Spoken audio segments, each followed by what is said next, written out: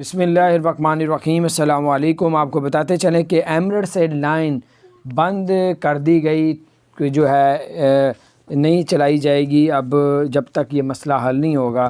وہ یوں کہ Emirates airline U S A کے لیے روانہ ہوئی تھی، تو وہاں پہ جو برف کے طوفانی جو یو ایس اے میں جو ہے وہ طوفانی جو ہے وہ برف کے طوفان آ گئے، تو اس وجہ سے جو ہے ایمریٹس ایئر لائن وہاں پہ ابھی نہیں جا سکی۔ اور اگر آپ لوگ یو ایس اے دبئی سے جانا چاہ رہے ہیں تو آپ لوگ پہلے موسم کا جائزہ لے کے پھر آپ لوگ ٹکٹ بک کروائیے گا۔